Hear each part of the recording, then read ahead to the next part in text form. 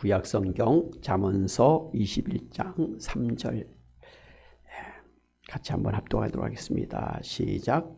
공의와 정의를 행하는 것은 제사 드리는 것보다 여호와께서 기쁘게 여기시느니라. 아멘.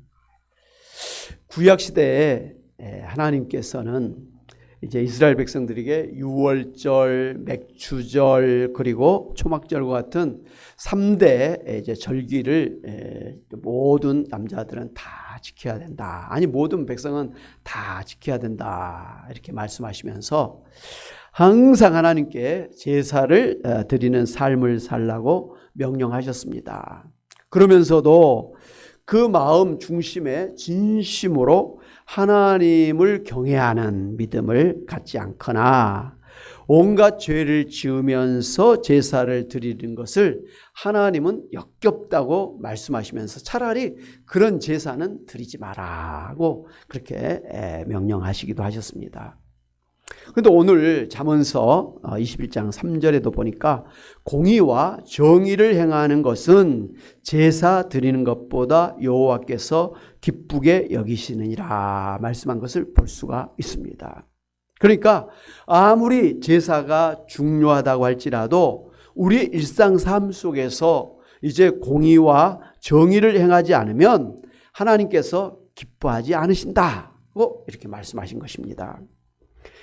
시편 50편 23절에도 보면 감사로 제사를 드리는 자가 나를 영화롭게 하나니 그의 행위를 옳게 하는 자에게 내가 하나님의 구원을 보이리라고 이렇게 말씀하셨습니다. 먼저 하나님께서는 마음 중심에 그 진정으로 감사한 마음으로 제사를 드리는 자가 하나님께 영화롭게 한다고 그렇게 하셨습니다. 여기서 이제 감사로 제사를 드린다고 하는 것은 그 제사 자체가 중요한 것이 아니라 하나님을 인정하고 또 나의 모든 것이 다 하나님의 은혜 때문임을 알고 하나님께 진심으로 감사한 마음으로 제사를 드리는 것이 중요하다라는 것을 말씀한 것이죠. 다음으로 하나님 그 행위를 옳게 하는 자에게 구원을 주시겠다 이렇게 말씀하셨습니다. 당시 이제 성전에서는 하나님을 섬기는 레위인 제사장, 대제사장들이 있었지 않습니까? 그런데 이 사람들은 늘 입에 하나님의 말씀이 있었고, 그리고 다른 사람들에게 하나님의 이 말씀을 가르치기까지 했지만 그들의 행위가 악했기 때문에 구원의 길과는 멀었었습니다. 하나님은 이들에 대해서 구원이 아닌 당신의 철저한 심판이 임할 것임을 그렇게 경고하시면서도 반대로 당신의 말씀을 진실하게 행하는 자들에게는 구원의 길이 준비된다고 그렇게 선언해 주신 것입니다. 그러니까 단순히 제사를 드리고 있는 게 중요한 게 아니라 하나님을 진정으로 믿고 그리고 하나님 앞에 진심으로 예배를 드리고 더 나아가서 하나님의 말씀대로 이제 바르게 사는 것이 하나님을 기쁘시게 하는 것이고 그런 사람을 하나님께서 구원해 주신다 이렇게 말씀을 하신 것이죠. 야고보서 이제 2장 14절에 행함이 없는 믿음은 죽은 믿음이다 이렇게 말씀하셨지 않습니까? 그러니까 내가 예수님을 믿습니다 말로 아무리 외쳐도 그 믿음에 따르는 그런 행위가 없으면 그 사람은 제대로 믿는 사람이 아니다. 죽은 믿음이다. 산 믿음이 아니다. 다시 말씀드리자면 이렇게 행함이 따르지 않은 그 믿음을 말로만 하는 사람은 구원이 없다. 이렇게 분명하게 말씀하신 것을 볼 수가 있습니다. 산 믿음을 가진 사람은 당연히 말로도 내가 하나님을 믿습니다라고 고백해야죠. 그리고 또 예배 드려야 되지요. 그런데 하나님의 말씀대로 그렇게 사는 그러한 어떤 실천, 그러한 행동, 삶이 없으면 그런 사람은 제대로 하나님을 모시고 사는 구원받은 사람이 아니다라고 말씀할 것입니다.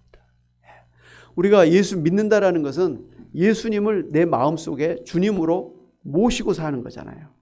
그리고 그 주님을 힘입어서 우리가 살기도 하고 그런 주님 앞에 우리가 감사하면서 예배를 드리는 것 아닙니까? 그리고 주님께서 우리에게 말씀한 대로 우리가 또 실천하고 순종하는 것. 이게 바로 예수님을 나의 주님으로 모시고 사는 그런 믿음을 가진 사람들의 모습이죠. 오늘 여러분 모두 예수님을 주님으로 모시고 주님 앞에서 말씀에 순종하며 사시는 믿음을 가진 하나님의 사람들인 것을 믿습니다. 아멘. 그렇죠. 물론 이제 좀 잘하고 못하고 이 정도는 당연히 있죠. 우리가 완전히 부활해서 새로운 사람이 되기까지는 우리가 아무리 예를 써도 어떻게 하나님 말씀을 다 지킬 수가 있겠습니까? 우리가 어떻게 예수님을 닮은 예수님의 제자가 되겠다고 그렇게 발벗고 나섰지만 우리가 어찌 예수님처럼 될 수가 있겠습니까? 그러나 나중에 우리가 부활할 이후에는 새 사람이 된 이후에는 예수님처럼 될 줄로 믿습니다. 그러나 지금은 아니라는 것이죠. 그래서 사도 바울은 로마서 12장 1절에서 그러므로 형제들아 내가 하나님의 모든 자비하심으로 너희를 권하노니 너희 몸을 하나님이 기뻐하시는 거룩한 산 제물로 드리라. 이렇게 명령하십시오. 이것이 하나님이 기뻐 받으시는 영적 예배다. 우리가 드려야 될 영적 예배라. 이렇게 말씀하셨습니다. 그러니까 진정한 예배, 신령한 예배는 바로 뭡니까? 우리 몸을 하나님이 기뻐하시는 거룩한 산 제물로 드리는 것이 진정한 예배, 신령한 예배, 영적 예배라는 것이죠. 할렐루야. 그러니까 말로만 우리가 찬양하고 이렇게 하나님을 찾는다고 해서 그게 영적 예배가 아니라 신령한 예배가 아니라 우리 삶 속에서 우리 몸으로 움직이는 모든 속에서 바로 하나님 앞에 드려지는 것이 바로 참된 예배다라는 것이죠.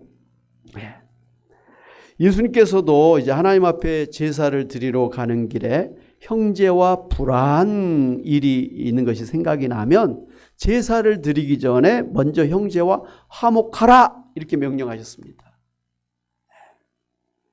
이 순서가 그래요. 주기도문에서도 우리가 우리 죄를 사하여 준 것처럼 우리 죄를 사하여 주옵소서 이렇게 기도하지 않습니까? 먼저 우리가 다른 사람의 죄를 용서해 준 후에 하나님의 용서함을 받아야 된다 이런 말씀이에요. 나에게 잘못한 사람을 용서해 주지 않은 상태에서 하나님 나의 죄를 용서해 달라고 하는 것은 소위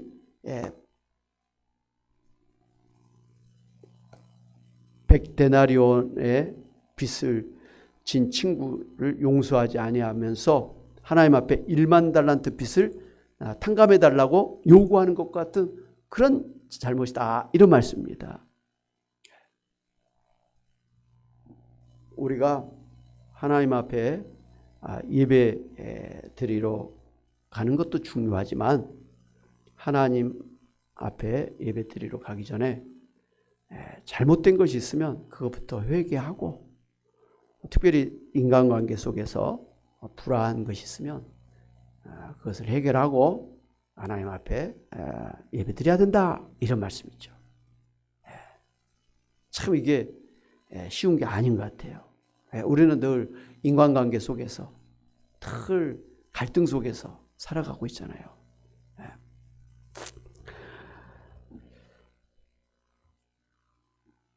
그러니까 하나님 앞에 예배를 드리는 것보다 형제간에 화목한 것이 우선이다. 일상 삶 속에서 바르게 사는 것이 하나님 앞에 예배 드리는 것보다 더 중요하다. 아니, 우리가 예배당에 와서 드리는 이 공적 예배보다도 우리의 일상 삶 속에서 바르게 사는 것이 더 중요한 예배다. 이렇게 말씀을 한 것이죠. 이제 예수님께서 대표적으로 예를 들어서 말씀하신 게 선한 사마리아인 말씀이죠. 누가복음 10장 30절 이하에 보면 이제 강도를 만나서 모든 것을 다 빼앗기고 몸이 만신창이가 되어서 버려진 사람을 보고서 레위인과 제사장은 그 사람을 갖다 못 본 채 하면서 피해서 그렇게 지나갔습니다. 왜요? 이 사람들은 성전에서 하나님 앞에 제사를 드리는 사람이잖아요. 그래서 이 피 묻은 것을 보거나 만지고 하나님 앞에 예배 드릴 수는 없거든요. 그러니까 하나님 앞에 예배 드리는 게 중요하니까 이 피 묻은 사람의 피를 만져서는 안 되는 거예요. 죽은 동물의 시체를 만져서는 안 되는 거예요. 그러니 하나님을 예배한다고 하는 그것 때문에 이 지금 피 흘려 죽어가는 사람을 못 본 척하고 지나갔다는 것이죠. 하나님을 예배하는, 성전에서 하나님을 예배하는, 제사하는 레인과 제사장이기 때문에 그렇다는 것이죠.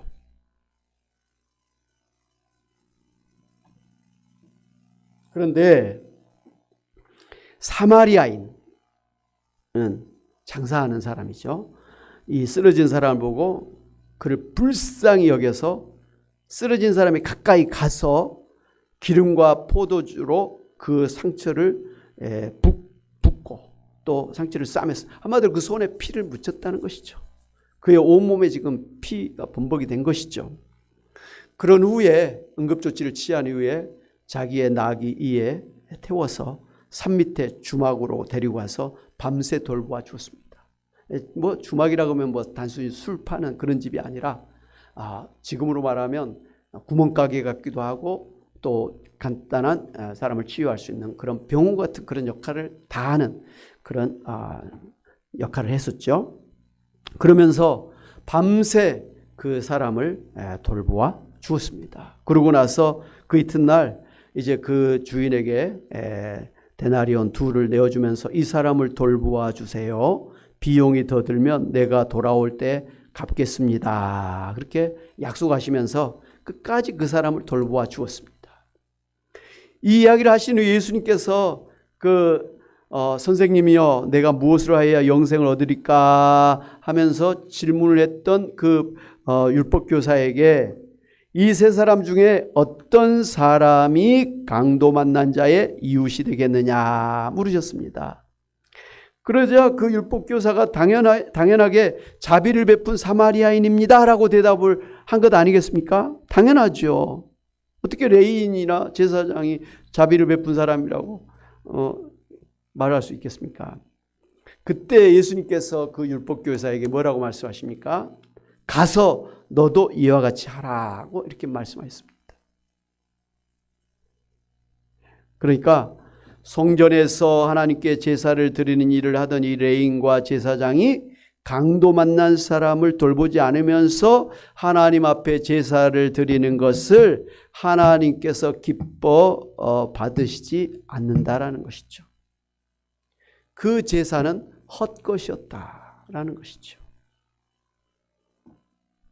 다시 말씀드린다면 강도 만난 사람을 도와주는 것이 사실은 하나님이 기뻐하시는 제사라 이 말씀입니다.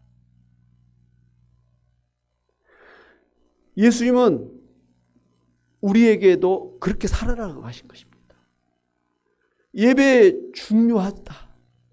이 교회에 와서 공예배를 드리는 거 중요하다.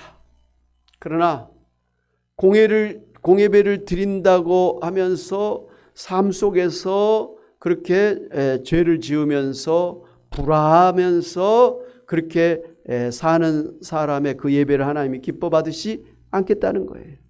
차라리 너 예배 시간에 그 시간에 가서 죄를 해결하고 오라. 화해하고 오라. 그리고 나서 하나님 앞에 예배를 드리러 와라. 뭐 이런 말씀이에요. 그렇다고 예배를 드리지 말아라는 뜻은 아니에요. 예배를 드리는 것이 중요한 만큼 하나님께서 기쁘시게 받으시는 예배자가 되기 위해서는 그 전에 우리의 일상 삶 속에서 바르게 살아야 된다. 이런 말씀이죠. 바르게 살지 않으면 하나님께 제대로 된 예배를 드릴 수가 없다. 하나님께서 베푸시는 그 은혜를 받을 수가 없다. 이런 말씀이죠. 그러니까 하나님 앞에 제대로 예배를 드리고 하나님 앞에 예배 시간에 은혜를 받기 위해서는 그 전에 내 일상 속에서의 그런 삶을 잘 살아야 된다. 이런 말씀이죠. 아멘? 당연한 것 아니겠습니까? 예수님 마태복음 23장 23절에서 와 있을진저 외식하는 서기관들과 바리새인들이여 너희가 박하와 회양과 근처의 11조는 들이되 율법에 더 중한 바 정의와 궁율과 믿음은 버렸도다. 그러나 이것도 행하고 저것도 버리지 말아야 할지니라. 예수님께서 딱 정리해 주셨죠. 뭐 하나님 앞에 나와서 제물을 드리고 막 이렇게 하는 11조를 드리고 뭐 이런 예배 드리는 게 중요하다. 그러나 그와 똑같이 정의를 행하고 그 다음에 선행을 베풀고 그 다음에 믿음을 가지고 사는 것이 동시에 중요하다. 이렇게 말씀하신 거죠. 이것도 하고 저것도 해야 된다. 이렇게 말씀하신 것이죠. 심지어 이렇게 겉으로는 하나님께 제사를 드리지만 삶 속에서 공의와 진리를 행하지 않고 사는 사람을 예수님께서 회칠한 무덤이라 이렇게 그렇게 책망을 하시지 않습니까? 그러니까 겉으로는 하나님을 잘 믿는 예배자처럼 보이지만 실상은 회칠한 무덤처럼 속에는 썩은 시체 냄새가 나는 그런 사람이라고 책망하신 것입니다. 사랑하는 여러분, 우리도 최선을 다해서 하나님 앞에 나아가서 예배를 드리는 삶을 살아야 될 줄로 믿습니다. 그러나 일상 삶 속에서 온갖 죄를 지으면서 하나님 앞에 예배만 드리면 된다고 하는 소위 예배 만능주의를 우리가 주의해야 되는 것입니다. 여러분, 온갖 죄를 막 사기치고 막 도둑질하고 막 이렇게 했던 사람이 말이죠. 주일날 딱 예배 1시간 드리고 또 헌금 좀 하면서 내가 모든 죄가 다 용서됐다. 그러면 우리가 보기도 안 되고 주변에서 그런 사람을 볼 때 저 예수 믿는 사람이 어떻게 저럴 수 있느냐. 예수님을 욕되게 하는 것 아니겠습니까? 그런데 그런 사람들이 있단 말이에요. 그러니까 막 온갖 죄를 져놓고 마음이 양심이 불편하니까 구제하는 사람 있지 않습니까? 좀 선한 일을 하면 그것에 자기 양심을 좀 편하게 해줄 수 있다는 생각으로 막 좋은 일하고 구제도 하고 그렇습니다. 왜 구제합니까? 자기 온갖 죄에 대한 그 죄책감, 그 불편함을 덜어내기 위해서 그렇게 하는 것이죠. 근데 하나님 앞에 소위 주일 예배 드리는 사람이 그런 식으로 말이죠. 자기의 죄를 좀 덮기 위해서, 자기 양심을 좀 편안하기 위해서 하나님 앞에 그렇게 예배 드리러 오면 하나님이 기뻐 받으시지 않는다 이 말씀이에요. 그런 예배는 하나님이 기뻐하지 않으십니다. 그런 사람에게 은혜를 주실 수가 없다는 것이죠.